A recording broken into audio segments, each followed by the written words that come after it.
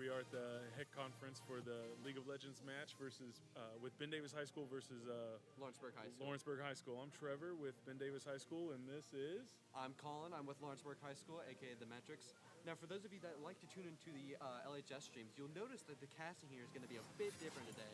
First off, here's a guy that you haven't seen before. He's obviously streaming for the other team that we're going against.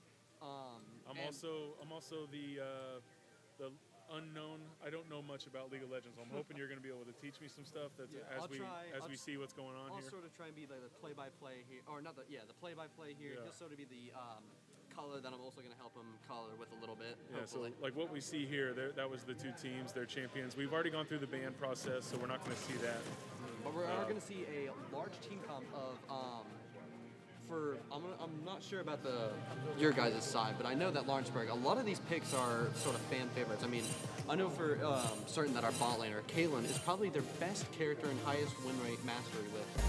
Awesome. That's words. Words. So yeah. maybe Ben Davis should have banned a little differently to get rid of that. Yeah, maybe should have banned a little more around the characters they like to play. Maybe ban more characters that they play a lot of, especially considering Kaylin is the best character that I've seen this man play. So maybe we could talk a little bit about that since we didn't get to see the ban process. So what do these teams do beforehand to kind of know what characters to ban or what they should or shouldn't? Is there some scouting that teams can do?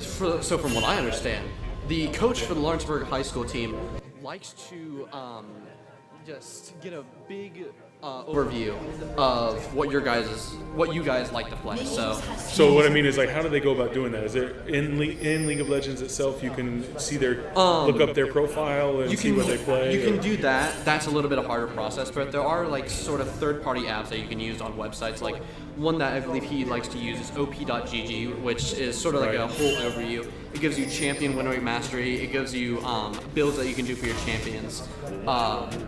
What ranks what rank is best for the champions, and it can also give you like player over stats, sort of for the season or last season or the last 2 So seasons. coaches beforehand, weeks ahead of time, could look at op.gg. I believe we share a link with each other, right? Yeah. And that lets each team do kind of like in football, where football coaches will trade game film.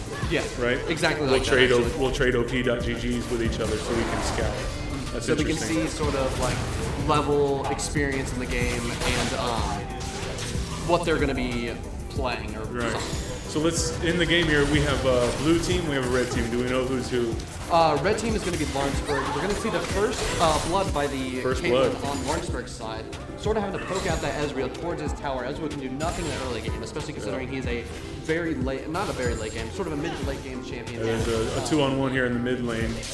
One from so Lawrenceburg. for the Blitzcrank and the Kaylin, we're going to see them. That is the bot laners for us. I see. Yeah, and then the Gallia. Here's top. Yeah, that's top lane. Here's that's mid lane again. Yep. And then we see the two roamers. They're going to be two people you see on the minimap that are just kind of roaming around. Doing what they Jungler want to and our support. Right? Well, sometimes they're going to be the support. From what I know, our support does not like to roam a lot. Okay.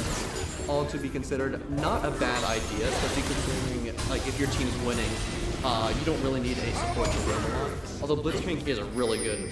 Does the support kind of hang out on bot lane then? He kind of hangs out with the weaker character, considering that the ADC is going to be one of the most squishy champions inside of any sort of team. You see here, Ben Davis here is pretty low health. May have to be really careful, but had some minions to back them up. They might need to back off here, or they're going to get another kill. Minions don't give really a good assist towards like damaging things. We do see the Trundle. Here's a big. Out the Oh, we should have seen the end of that fight there. Getting to his tower. I believe he escapes with just barely any health left. But we see Gally here calling in front of his tower. A lot of poke damage though by Victor, considering that he is a lot better ranged character than Gally. Awesome. That's awesome stuff to learn. I like I said, I don't know anything about these heroes, these characters, what they're capable of, what their Q does, what their W does. I'll give sort of a brief to big explanation of what these characters do. So as we're seeing the bot lane, we see the Blitzcrank. He is the robot of League. Everybody knows him. Everybody loves him. He's been here since the beginning.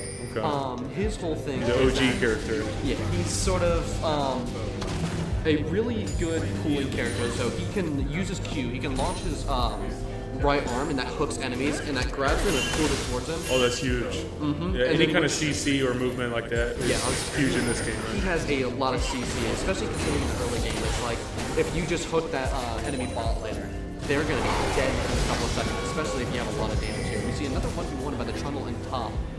Garen luckily able to stay by tower and within his minions so that the Trundle can't just run him down, which is really good, especially considering Good that. movement there and use of the minions to kind of help him escape.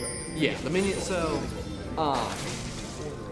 I wouldn't say the minions are like super damage heavy. You They don't do much to heroes. Yeah, I mean, they in the early game, I would say to the ADC, they can do a lot, but you don't really want to see yourself give outputting damage towards your enemy bot, like your enemy laner with minions. You want to be the makes person sense. to attack. You want to be the person to attack them, not the minions. It's Yeah. like you kind of want to keep you for. So I see right here these two kind of dancing with each other with the minions, trying not to take damage, trying to poke in. And Yeah, although we do see Garen a little higher health than Trundle, especially with his passive. and that he's heals attacking, him. he's jumping on him there. Try to get a little jump on him. Camera's moving Unfortunately, Trundle towards uses tower. W. They sort of put a little bit of distance between them. Which is honestly a really smart idea. We do say gank by Investor here. Trundle blocking Garen from Might get speed. him. Investor with so much movement on Close to Garen. the tower. They're not going to be able to.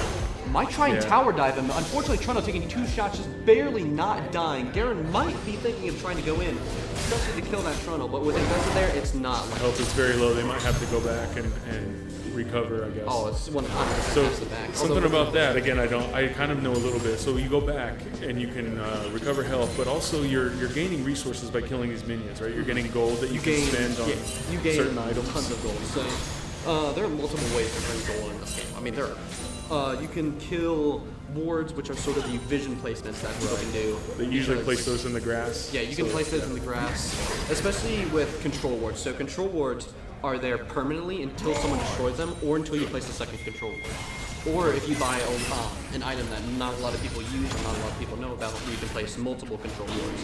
No one buys it though. Those can give you more vision of the map to kind of know where if the support's about to jump on someone or they're trying to gang up on a lane. The other team can see it coming because they have a control ward down. Now, are those invisible to the other team as well, or is there a way they can see them? So with control wards, you can, if you run into them, like if they're in a bush, you cannot see them. If they're just on like, let's say they're in the middle of the lane there with like Garen and Trundle. Right. Trundle's gonna see it easily, but with the stealth ward, you need to use a oracle lens. That's what it's called. I thought there was an ability you had to use to be able to see it, and then you can destroy it. So If it's technically Phantom ward, you said? It's oracle lens. Okay. I would say you can also see it with the control ward. So what the control ward does, it removes any sort of enemy vision that like the ward can see. Try to point one of these wards out when we see it on the screen here. I think we just saw one a minute ago. Getting a second death and a feat of warfare. 3 for kills now. Lawrenceburg up 3 kills to 0. Now, this game's very snowbally as well. As they increase their kills over Ben Davis, they're gonna get stronger and stronger, and it's snowball out of control probably pretty quickly. Is that? Can we talk about that? Like if it was 5 kills to nothing, is the game kind of over at that point, or is there No, good so comeback? honestly, with League, especially consider you have to consider the team comp. So with these two top winners, so you see Garen, he is a really good early game. He's a decent early game champion. I'm not gonna say good, but like he's decent. But in the late game, he's an absolute monster. Considering that his ultimate does damage based off of your missing health and a percentage of your health. So no matter what, he's gonna be doing at least 25% of your health. Oh, so wow. even in any sort of team fights, even if he's losing, Is that he's gonna be melee insanely damage though? He has to be close, or is that? yeah, no, he has to be right on top of him with his arm. He's not like a super large range champion, which is something that you really don't want on a lot of times. You don't I want a see lot his of big range. sword there. That's who we're talking about, right? Yeah, it's and then the Trundle, the Troll King right there is the man with the large pillar. Kind of playing in the safety of his tower there, trying to clear out these minions to Lawrenceburg is to try to push. Especially considering now that we're sort of later into the game, not later into the game, we're sort of Getting into the mid game. 10 minutes, yeah, 10 minutes, 11 minutes into the game. We have people with their own. And the That was a game nice by noon- meteor there. Gank coming out. Is that the support or jungler? That is coming the out too? jungler for the Lawrenceburg team. So that is Nunu, his favorite character. Pretty much, it is a little child riding a frost giant, or not a frost giant, a frost spirit. Can you talk about why the two of them backed up there? I thought they would both jump and just get the kill. It looked like they had a clean kill there. They, so the Trundle, they did get a lot of damage on the Trundle, which is really good, especially considering Garen's healing ability. But the reason why they had to back up... There's a big kill for Ben Davis right here. They're jumping on. They might get a kill. Did they escape? No, just... Oh, they got the kill. There it is, yeah. Maybe had his W up for a little bit. Garen having to use Flash because Trundle blocked it up so perfectly. Trundle using Flash to maybe get... There's another one. And on the tower, they probably took a tower hit there. Not able to deal enough damage to him. So Ben Davis falling back. Now it was 4-0, now 4-2 all of a sudden. And then this is happening in the jungle, right? The players get a buff from killing these monsters. This is I mean, it's kind of in the jungle. It's sort of a jungle thing, or it's a thing that you want to see jungle players doing rather than like the whole team, the lane players doing. Especially considering like the jungle players actually get health off of killing these minions, while the mid laners, top laners, bot laners do not really get a lot of health with their jungle pets. Well, sorry, with the jungle getting the jungle pet gives them a lot of healing off of killing minions and jungle camps and stuff like that. Man, this all sounds super complicated. And all these players are in a call with each other right now, communicating. Right, they're working together to. Been working together for months and playing for months. I know them personally. I've played with every single one of them personally, and I can tell you for sure they are an incredible team. Yeah, like any game, like once you play enough with each other, you kind of get a feel for how each other plays, and the communication gets a lot faster and more precise.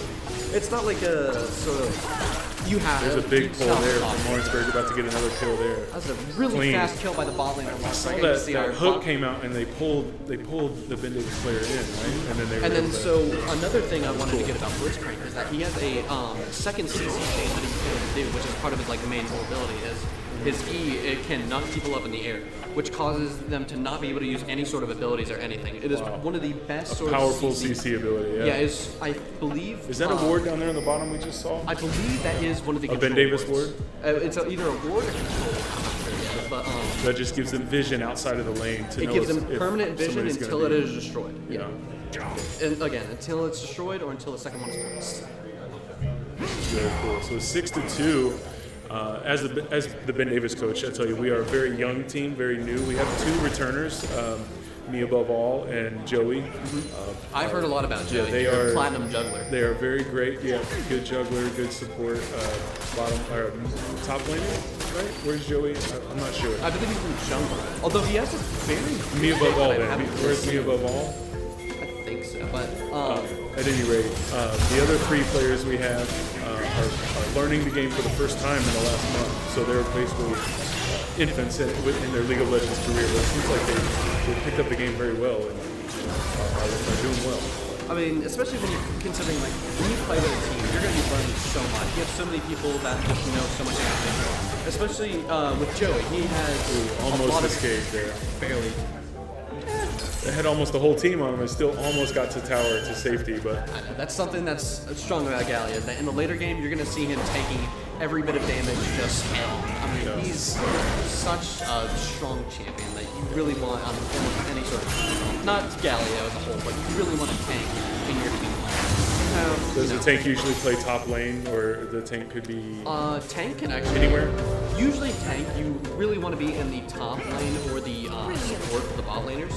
Or if they're by themselves and everybody else is down south in the bot lane, then they can handle themselves and try to stay alive because they're a tank character. Yeah, because that's kind of the strategy behind it. Especially with Garen, because so every character in this game... Could secure another kill right here, trying to get the tower.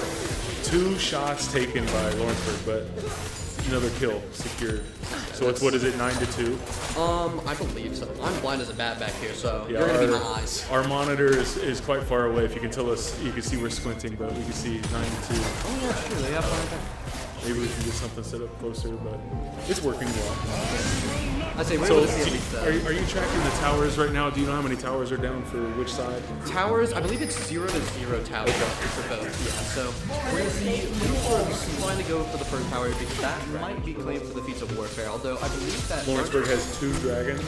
So... Can you talk about what that means? Okay, I so don't know what that means. What we saw there was a large dragon down sort of lower on the map, and then we saw...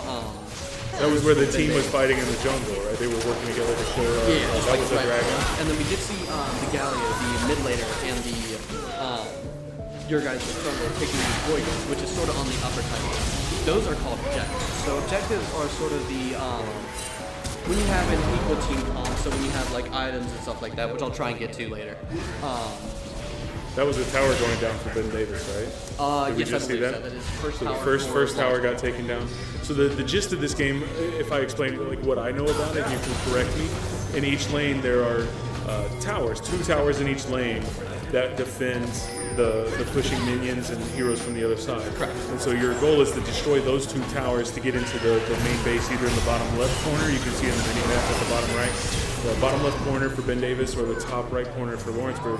And then once you're in that main base, then there's another tower and more defenses to fight through until you get to the heart. What is that heart building the called? Nexus. The Nexus. Once you reach the Nexus, whoever destroys the other team's Nexus first, that's how the game ends, and you win. So you want to... That is one of 2 ways to win. Or you can do it like most of my teammates do, and they like FF for some reason. Even though every game is one of them. Well, if you kind of get, I think this game, like I said earlier, you get snowballed. You kind of know if you're going to lose, but it might take 5 more minutes before you lose. You can go ahead and quit out. I say say GG. There are definitely some like team comps where you know if they get a few kills above you, that they're just gonna absolutely grow out of control. Like right now, it's 11-3. You say that's not out of reach. Still I would for not. Ben Yeah, Davis? I would say considering As Ben Davis is about to get a tower, but may give up a kill for it. No, they flashed away. I have to flash away. Especially, you have to consider the Garen's ult here. I mean, as I explained it before, it's like you get a free 25% health just completely down out of true damage. I mean, not even armor. There's a jump for securing a kill for Ben Davis, maybe with a Demacia! support coming in.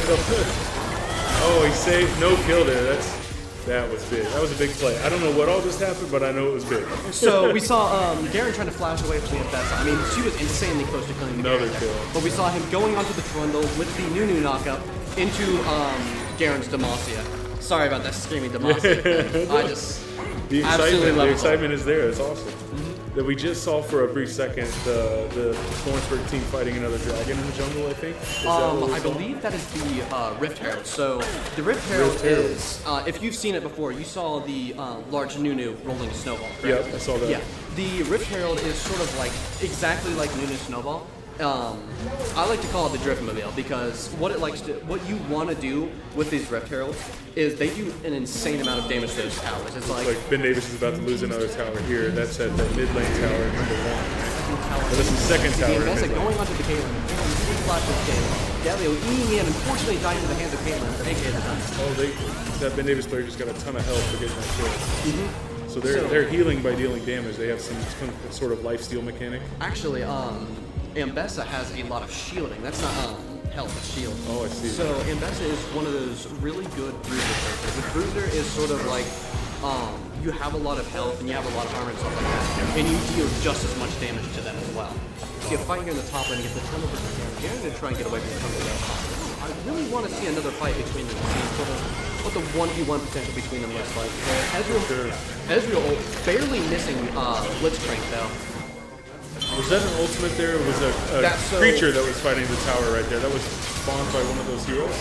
So that was in the beginning. That was the grublings. So what those grubs like to do is those are just another way that you can do more damage to the tower. Although I don't see Ben Davis' team trying to tank that game alone. That was a very risky play by them. I feel like sort of they need to learn that whole taking for their Maybe a lack of game knowledge for that. Yeah, I was gonna say that was definitely something I never did until like weeks in when I figured out what. I know our coaches appreciate that this is being recorded and streamed. We can go back and watch this, and we're going to learn a ton from reviewing the game. You guys, I'm sure, do that as well. Can you talk about that process? With this whole year, and especially I mean, we got an entirely new setup. We have done something that I know from fact, actually, that no other high school in the like competitive leagues does, is that we actually have casters. Right. And so we like to cast our games. We sort of like to give an overview, exactly what we're doing right now. Right. And that's something that not all those schools get to do or have chosen to do. We don't have the capabilities. I know because there is hidden information in this game. You can't exactly have a stream set up in the same area where the students are playing because for competitive integrity. Yeah. Right. But luckily, this was off of pure luck. One of the rooms actually next to the esports room, a couple feet away, maybe like 30, 40 In feet Lawrenceburg, away. you're talking about? Yeah. One of the rooms were being built. So this was for a entirely separate purpose. but we decided to ask the principal, and we were like, hey, if we wanted to start streaming and stuff like that, sort of just to get out there more and like explain to viewers like what we're doing. And it's not just limited to League. It's like we do this for every game each month. Like recently we just started doing Mario Kart. That stream did not go as well. That's also because we didn't get a lot of budget for our PC, but we're thinking of upgrading soon, hopefully. You need a decent PC to be able to stream, right? It's got to have I'm surprised it survived this a nice far. processor to be able to handle that, and stream live takes a lot of Takes a lot of people. so a lot of CPU time. The 2v1 at the top lane here. That's in front of looking against Aaron. I don't think Aaron's going to be able to escape here, though. Does that spin deal damage? Yeah, that was a good kill. So, Shut down.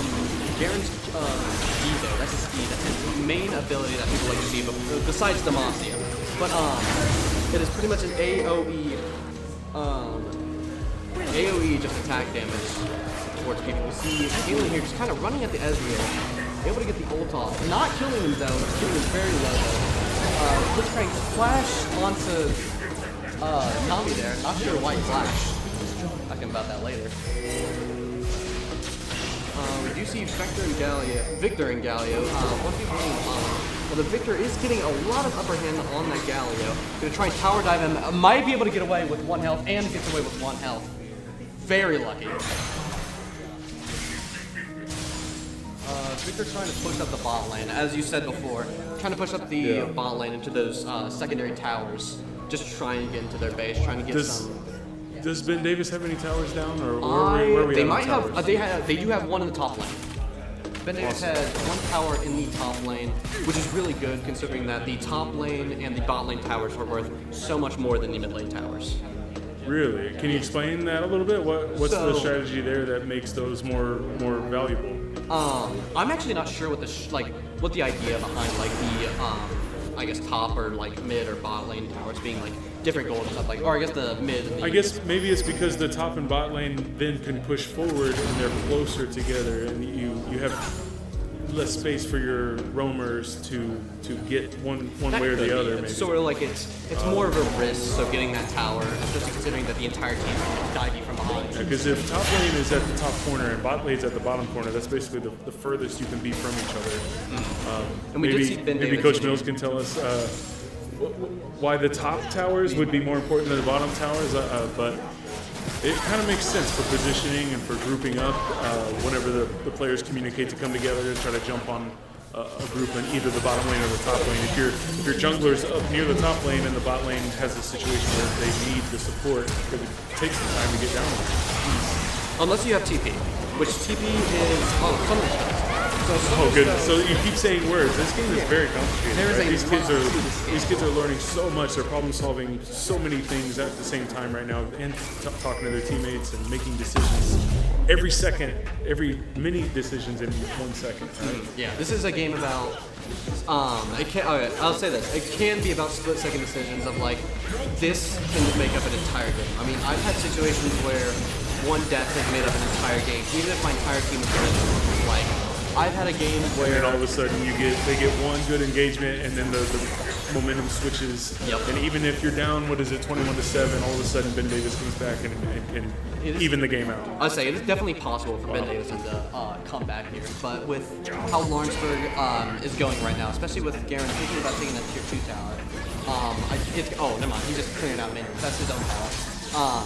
It's going to be a little hard for Ben Davison to sort of try and catch up here, but I believe they do have a little bit of a stronger team comp because you have Trundle, Ambessa, and Galio. Those are 3 really good tank players, especially with the armor from Ambessa, armor stealing from Trundle, and Armor stealing sounds fun. So you lower the opponent's armor, but also increase your own. Actually, so it's a little different with Trundle, a little bit more complicated. He's one of those weird ults where it's like you have to do a bunch of math.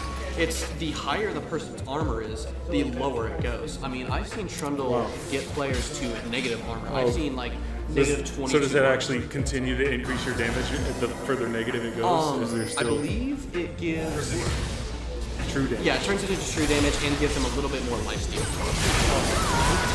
more lifesteal. There might be some diminishing returns as you get bigger and bigger numbers. But I believe so. so it looks like Lawrenceburg already knocking on the door of Ben Davis's. What do you call this area? The base or? This is definitely this is the base. Base. Okay. This is sort of the base of the arena. It's where you don't want to let the enemy players go into it because the moment they get in, it's like they're going to be taking your. You're in danger of losing the whole game, right? Yeah. I wouudn't say it's losing. They're going to take out this first tower. I think we're middle. Yeah. Meta going in solo. Galio just barely missing everybody inside the group. Galio going in, Ezreal going through everybody, hitting the Garen and Blitzcrank, although barely survive on one. Galen getting a kill and Garen getting a kill. I believe that is a... Looked like that was 3 kills to 2 kills in favor of Lawrenceburg. So really good for Lawrenceburg, able to take his first inhibitor. That's what it's called. I've been trying to think of what that's called. Now these inhibitors, do they also fight back like the towers, or is that so? Just the inhibitors, I guess, are sort of the like a shield of your nexus. Yeah, shield. Do you have to kill all inhibitors before you can attack the Nope. nexus? You only have to attack. You only have to kill one inhibitor in order to. Here we go. Lawrenceburg's on the nexus. Looks like the game's about to end. Could be over unless Ben Davis has a really good defense here. We see Blitzcrank escaping once again with almost 0 health. Yeah, Ben Davis coming in for a last-ditch effort to try to get them out of their home base here. You see one Lawrenceburg character on the Nexus already at 75% health. It looks like Lawrenceburg's going to back up and regroup, so not give up any more kills. They have to back up. They have your entire team respawn. Like, I don't think they can do They even got one extra kill here. 4-on-1 was an easy kill. 3-on-1. Shut down on Garen. Unfortunate to see it because Trundle with items is very scary, especially when he sort of starts to get to his life steal phase and attack speed. We started to talk about that earlier and we got sidetracked. The items.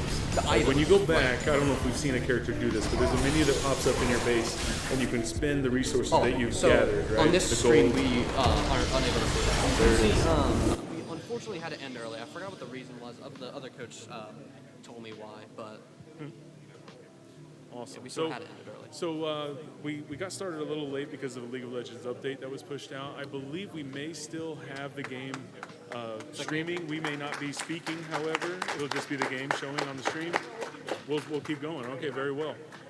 No breaks. There's going to be no breaks. There's going to be another session starting where the Indiana Esports Network is going to talk about schools onboarding and what that looks like and answer questions from coaches that are here at the HECC conference, the Hoosier Educator Computer Conference, where we're at in downtown Indianapolis. That was really fun to watch. It's cool to see the teams interact with each other after the game because we usually don't get to see that. We're playing remotely from our own high schools. Miles and miles away. We don't see the players interacting much. Having them be able to shake hands, say good game, and that's really cool. I know for us, on the Ben Davis side, we're going to switch in some of our newer players to get them some experience. So we may lose even worse on this next match, but it's not really an even. It's not. I wouldn't say it's even. The stakes are not that high here. The stakes couldn't be higher, as they say. It's just an exhibition show match to try to show the people here at HECC what esports looks like in the high school space, and answer any questions that teachers or coaches might have. Are we going to go through another ban phase to be able to see that? So what we're doing here is different. I believe we are going into a blind pick, which means we're not going to know what you guys are picking, and you guys are not going to know what we're picking, which means we could probably go. Hopefully, Connor doesn't do what I think he's going to do and go with the strongest team comp, because that would be just horrible. Because I know he wants to have fun, so he might do something. Because we had a stream on Halloween, and what we wanted to do for that stream was do something like, you know, there are skins for every champion in the game, correct? Right. So we want to do there's a skin line of champions in this game. It's called Fright Night. So we wanted, for Halloween, just as a special thing, Fright Night, we wanted them all to play champions with these Fright Night skins. And so... just to be... Like wear a uniform when you're on the field, right? But now you're hero in the game, you all match. Mm-hmm. We do that for our Fortnite team. We all use the same skin to kind of look cool or whatever. You know, we're Ben Davis. You know, we got to represent. So that you're on a team. Right. So that's something that they wanted to do, and that's something that we did do for Halloween. So he might be trying to do something like this, because I heard a little bit of talk earlier about wanting to do some sort of just a match for all the team. I believe he said something like a full art. Not sure what that was, but this is an opportunity for Lawrenceburg to try some things too. Maybe not do the usual best comp. They can experiment. Maybe move somebody to jungle who's interested but never played. I absolutely know for sure that he's not going to do that. Yeah. Like I know for sure he's not going to be like, oh yeah, we're putting their strongest characters against He's them. more Bill Belichick. Yeah, Nobody's resting. We're playing our players every time. He's Yeah. much more chill about this. Although they on the bus ride here, hour and a half bus ride here, they did talk about wanting to put some of the players on places I wouldn't say never been before, but like places that they're not used to. Like Right. Our top laner does play a lot of bot lane outside of these skirted competitions, but he's not like a main bot lane. As someone who doesn't really understand League of Legends or play much, it's hard to understand. There is a big difference between a top laner versus a bottom laner. In my mind, you think it's just a lane, right? It's just you do the same thing you're going to do down there, up there, but there's actually a big difference. There is so much more to learn about, especially considering I am someone who's gone from jungle, aka someone who just clicks and points at a couple of monsters and stuff like that. I have no one to fight against. I just get free CS and I get free gold and stuff like that. I don't have to worry about a laner. I can stay inside my jungle the entire game if I wanted to. Because you're killing the minions in the jungle, gathering your resources. And then as soon as I go out to a lane, it's kind of like, oh, I have to worry about someone being able to bully me. I have to worry about getting counterpicked. I have to worry about my health, my mana, my items, what items like I pick, and like when I use summoner spells, if I'm gonna get ganked. I mean, so many things to manage. There's so many vision in the things map to with those. What did we call the ocular or the wards? The wards that you put down to have some vision around you to know you're not getting jumped on if you're moving from bottom lane to mid lane. There, it's kind of scary to run through the fog of war. Oh, it is very scary, especially considering like the enemy jungler that pounces on you. If you do not know where any enemy is, it's like any bush can be your death. Right, I mean, the tall grass. If a hero's in one of those tall grass, the other players can't see you. Yeah, no. Unless they join the grass with you. So you could walk into a grass patch, land right on top of one of those heroes with a sword, and all of a sudden they swing you for half your health. I did see something like that a little bit early on in the game. It was Mbessa hiding in a jungle with Blitzcrank sort of walking in. Blitzcrank just kind of walked in right next to the Mbessa, shook hands with her, and then he knocked her up and then ran away. It was really funny.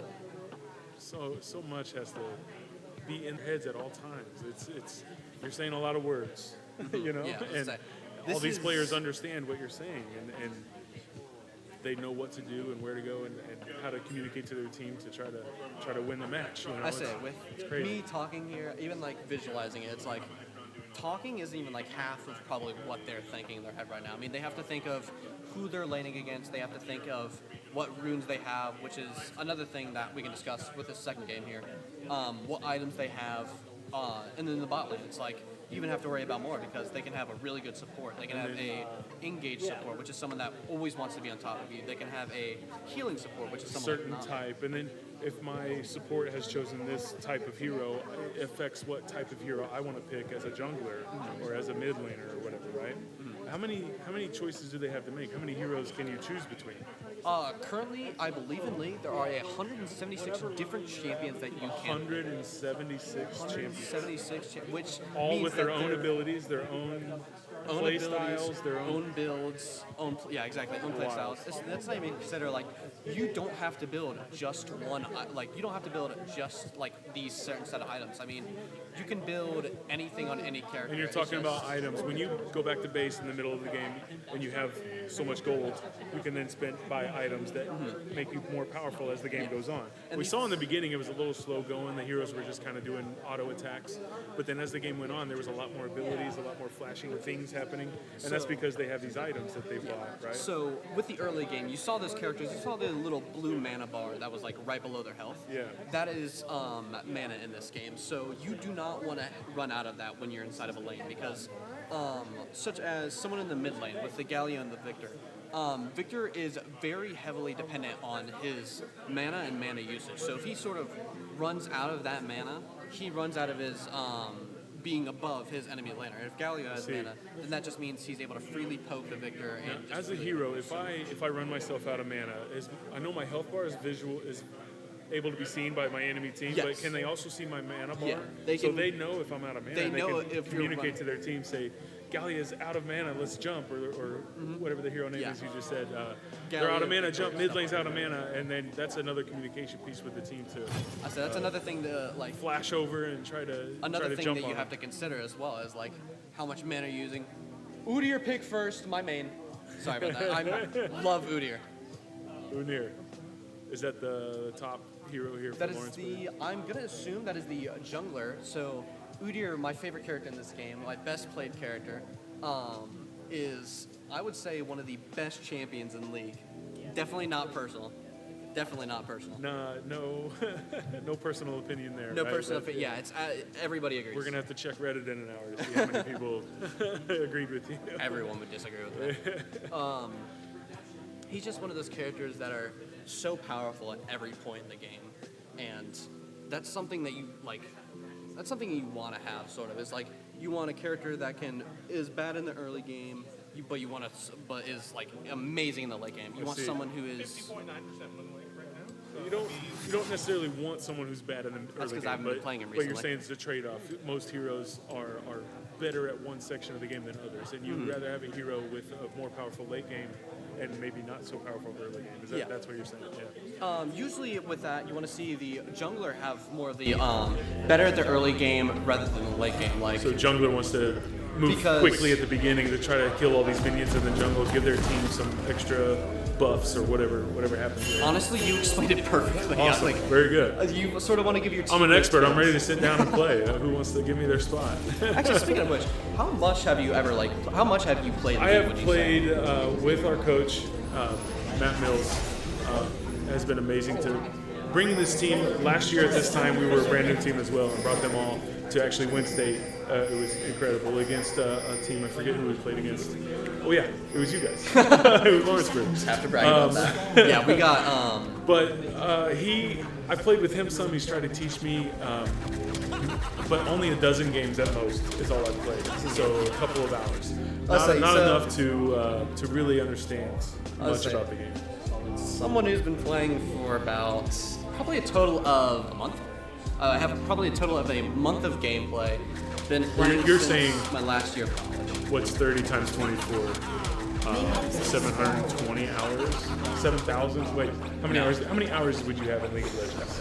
Probably a little over 1,000. 1,000 hours. A little over 1,000, I would say. So that's A lot. So a month. You're not talking. You've only played for a month. You said you spent a month in games. If you track that time, yeah. Yeah, I was gonna say tracking the timer between like being inside of the League client and being inside of the actual game. I'd probably have a little over 1,000. Wow. 1,000 hours of gameplay. I mean, that is absolutely nothing compared to some of the pros you see it there. I mean, you see them having We just started the couple match here. thousand hours. Yeah, multiple thousands of hours. There's some games that I have played, for most of my life that I have probably 3,000 or 4,000 hours of my life spent playing. What's a good example of one of those games? So, World of Warcraft is the main one. I played a I lot have of so World of many friends Warcraft. that play that. Yeah. Back in high school, I started and keep coming back when they launch new classic realms and the new launch times are when it's the most exciting.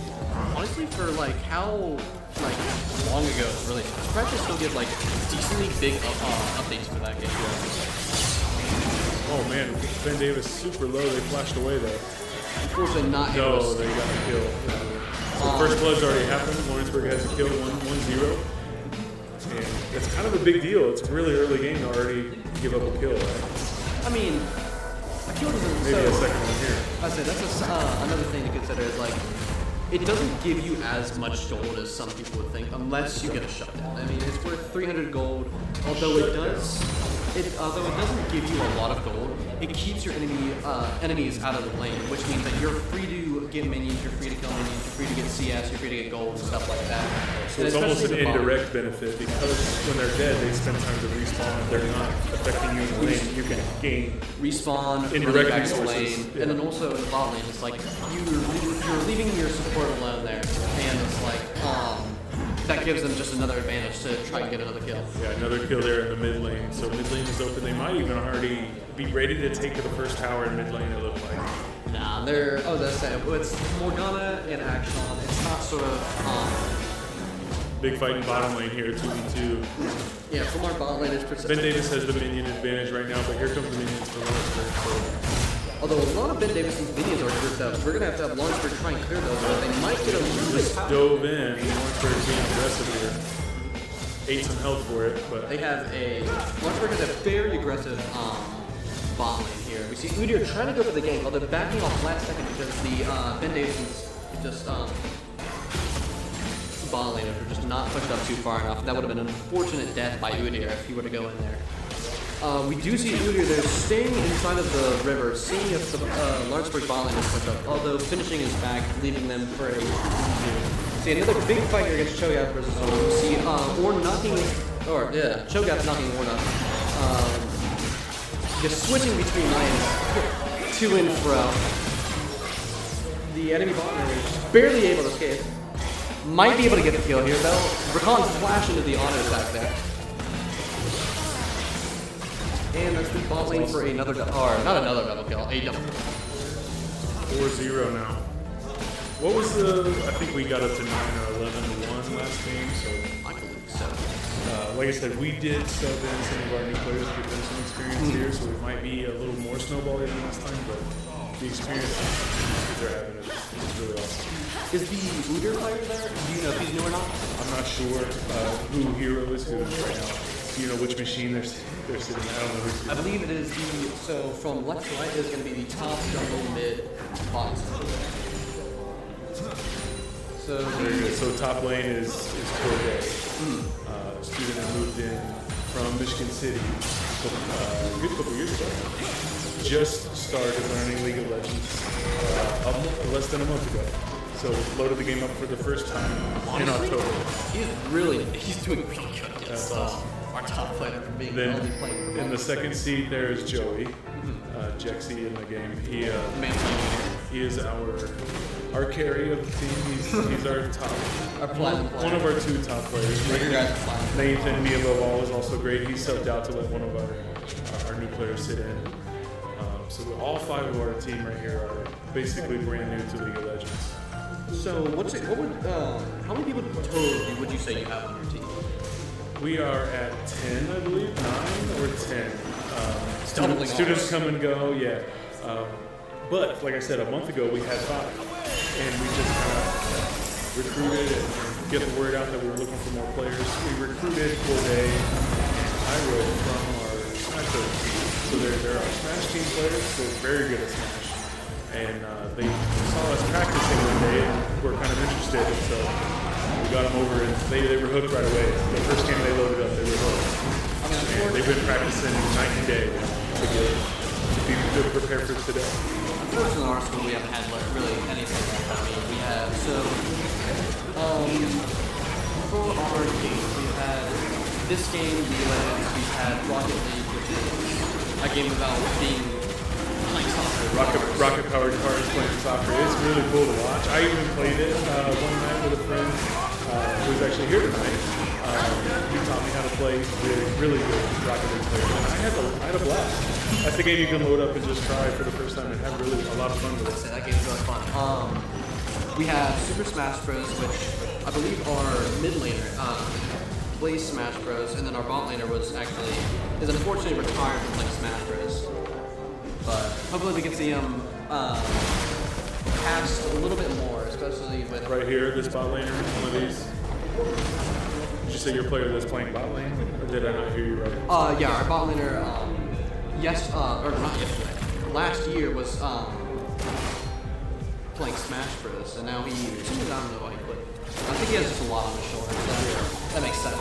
I try to tell our players maybe focus on only one item because it is a lot. If they have 2 or 3 to be able to try to be master of one instead of a jack of all trades, as they say. You can be okay at 3 games, or you can be very good at one if you focus. But these guys have taken it on very well. They're still keeping up with their Smash Bros. Practice, but also picking up League of Legends. It's working out for them so far. Yeah, it's always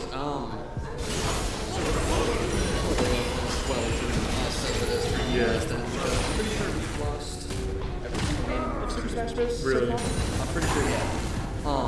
And then we have Marvel Rivals, which is the newest titles that the Esports, let into here, which is honestly a really good game. I absolutely love the game. Marvel Rivals is a 6-person team.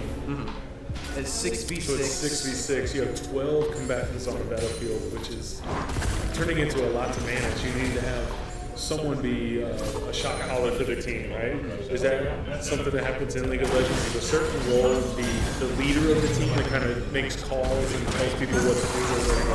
Honestly, for this, there's not really a huge leader. It's more like you usually want to play around whoever it is. So usually for League of Legends, it's going to be your ADC. Man, that was a lot of damage really fast on that Davis character. I don't know what ability that was, but they went from 100 to 10% with one click. I looked over for a single second, and I could not tell you what Yeah, happened. that was crazy. Sorry, I interrupted you. Sorry. So I believe Joey, usually our jungler, is usually talking to the whole team and giving them advice, telling them what to do. Especially if you have, like you said, one player who's still in the game and a lot knowledgeable, and then the other players who are learning. It doesn't really matter what position they're in. They can be that shot caller. They can, yeah, I was going to say, the only person that you usually never want to see as sort of that leader is the support character. Because obviously, based off They their already name have a alone, lot to manage themselves. Is that why? well, based off their like name alone, it's like it's going to be a support character. So you're not going to see them with a lot of damage. You're just going to see them with a lot of tankiness, like CC and stuff like that. So you want to see a good support have a lot of CC, a lot of tankiness, sort of being able to take that damage for their ADC in lane. And then once they get out of lane, just being able to take damage to the entire team. And of course also depends your support, because there are such thing as enchanter supports, which are supports that like to upgrade their ADC for just other people in general. Now, what ADCs is something you just said. What's ADCs? So that is the name for the bot lane right there. So that is Zion. That's ADC. Something carry. Attack damage carry. Or attack damage. It's between three. I don't know. Attack damage carry, attack damage character, or attack damage chain. I'm not sure which of the three it is. I'm pretty sure it's attack damage carry. Okay. And then it's not only limited to attack damage carry. It's not only limited to ADC. You can be APC, which is like ability power carry. So also, I believe there's some strategy there on allowing one of your roles to get the killing blow.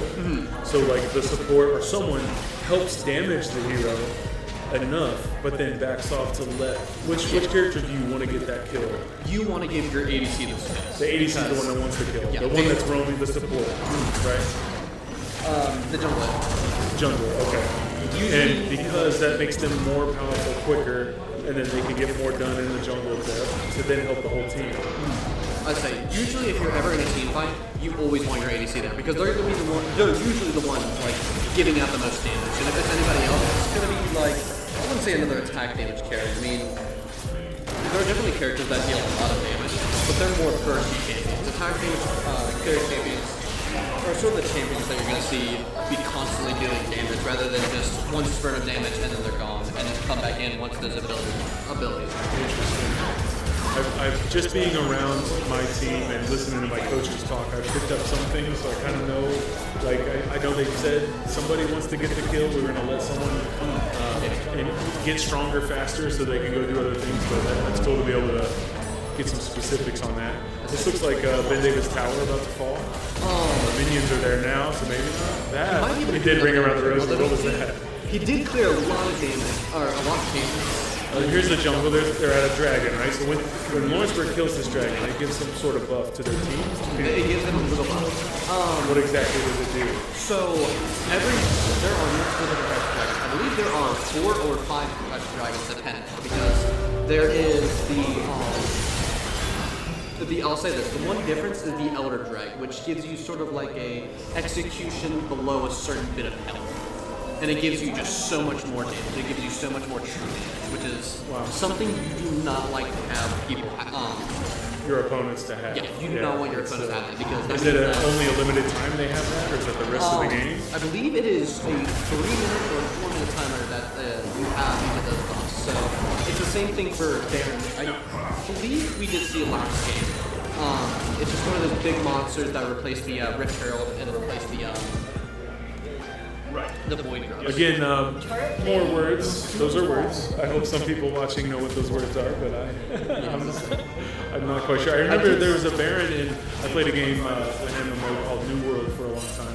Oh, I and know in the PvP mode there was a monster that would spawn. It's very similar to this, but it's more third person, not overhead view. But there was a monster that would spawn called the Baron that we would all run and try to kill first, and whatever team killed it froze the other team's score for a certain amount of time. I wonder if that Baron, if there's some trademark issues there between League of Legends and New World. The Baron is sort of, you see those minions, they have sort of I wouldn't say a limited power. I mean, they get power based on what level a champion is, what level a team is, as like a toad. The Baron is sort of an upgrade to those minions. Oh, those minions can change. They can be stronger. And that's another thing, is that with those like inhibitors that we talked about, those are something that you want to destroy because those give you super minions. I just remembered that too. Yeah, once Lawrenceburg destroys this inhibitor here, then the minions that spawn will look different. Yeah. They'll be stronger and better. The cannon minions. So as you can see here, you see the three front minions. Those are going to be your melee minions, and then the back here is fast. But once every I see them throwing little fireballs over the top of the screen. this 14, it's sort of like it's one of her more ranged abilities. It's sort of like she rains down cannonballs as poking damage. So it's like if you're getting void in lane, you usually want to use that to sort of get your enemies down. This inhibitor just went down. I wonder if we can see the new minions spawn now. They're probably going to kill the Nexus a little too quickly here for I us. say we might be able to see them come in here. They do move very slow though, unless you're having the minion, the Baron buff, which is something that the Baron gives. Is it gives a speed based on player movement as well. So they move almost as fast as your players do. Or your characters do. And so Ben Davis, we are not currently playing with the Indiana Esports Network because we were short on machines on the lab to play Marvel Rivals and League of Legends at the same time. But we have fixed that since, and we're hoping we should be up and running by January. So hopefully that we can register in the spring, and we may even be playing again at some point in the spring at a match, and can kind of compare what happens here and what happens then and see if we improve. That's something I just thought that would be, it's going to be really cool to see in the spring when we play again, or if we play again. I do want to see your players like, that's something I'd love to see. I recently played with someone that I'm not like friends with in real life. It was just someone that was playing with in a format. It's like, it was literally their first time ever playing. Wow. And I pretty much guided them through the entire game. That's super cool. And there's something about gaming and the community of gaming that happens. Like, I have a group of friends that I feel like they're real, like I know them, like we're friends. And it's just random people I've met on games that we talk online. I've never actually met them in person. I have That's really cool. I have a friend that I met online. She lives in Canada. Canada. Yeah, I have Very several close. friends that I played New World with. We're a big community in Canada that play New World. That's really cool. Very close in Canada. I did have another friend. She lived in Chile that I unfortunately lost track of. Not sure what happened. Because it's just like sort of. But just thinking of it now, maybe it pops in your head. You can look up Discord or something and say, hey, what games are you playing? Let's hang out. I have a group that we made a clan called the 13th Legion. And we're from all over the world. You know, some of us are here in the United States or Canada or even in Europe. There's some of us. And we even talked a little bit about having a little meetup at somebody's house. One of our leaders' houses in Utah. But I'm getting sidetracked here as the game ends.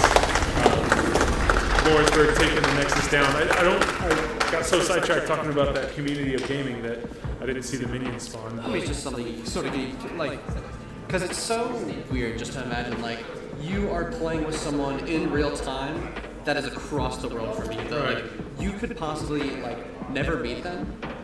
Like, you could, there's just millions of people. It's like you can play with someone that is across the world, or you can play with someone that's just down the street from you. It's impossible to know, like, The where technology you're at. has It's come just a so long awesome to way realize, since, like, how many people you could play with. When I was in high school, you'd have to come together like this and, LAN party it up. Everybody would bring their Xboxes over to the house and TVs and set up LAN parties. But now you can play from your across the bedroom, world. you just turn on the machine and start playing, jump in a voice chat. But anyway, I think that's going to wrap it up for us. The show match of League of Legends with Ben Davis High School versus Lawrenceburg. As expected, Lawrenceburg took us out pretty heavily. I think we have some awards, a little keychain prize for the students. It's kind of like a thing. I wouldn't say to be expected. It's sort of like your players haven't been playing as long as our players. They haven't been playing, as long together. From what I know, it's like you have 3 players who haven't been, or you have 3 players from last year who left, and you only have 2 3 returning graduated, players. 2 returning players, and 8 new players, which we're blessed to have that many players. We can sub in and out. It's going to be fun.